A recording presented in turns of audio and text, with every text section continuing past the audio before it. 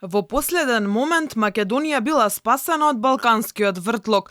Шефот на дипломатијата Бујар Османи смета дека францускиот предлог е добар и тоа ќе го покаже времето, иако мислењата се поделени. Давајќи отчет за половина од мандатот, Османи како успех ги наведе продлабочените односи со Грција, унапредените односи со Србија и Албанија со отворен Балкан и билатералните договори со Косово. За Османи, достигнување и решениот спор со црквата и чествувањето на Илинден во манастирот Прохор Пчински. Скринингот е проектирање на процесот до детали и затоа ние го започнавме тој процес. Што доби Република Бугарија?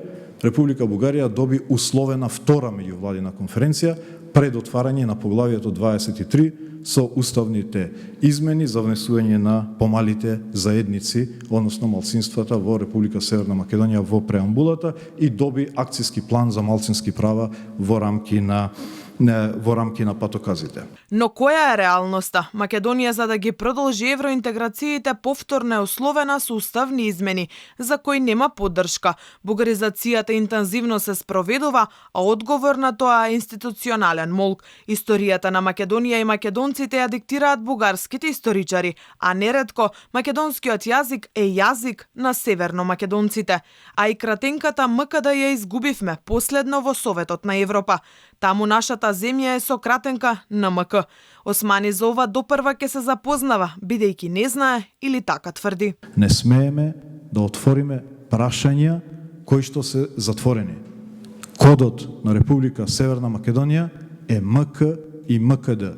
Неформалните распоредувања на места на седење, на столчиња, дали ќе биде според првата буква, дали ќе седите до Норвешка или ќе седите до Монтенегро, е прашање кое што е неформално и не е уредено со никакви регулативи. Сликата НМК е на официјалната табла пред Советот, односно на влезот на Советот. Сликата ми е пратена од утро.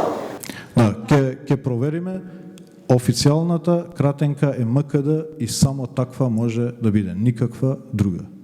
Османи допрва ќе го слушне и гласот на македонците во Албанија. За обидите на бугаризација говори и обидот на источниот сосед на сите можни начини да изврши тивка асимилација на македонското малцинство во Албанија, а македонците се уценети да се потпишат како бугари на престојниот попис. Со нив Османи ќе разговара утре.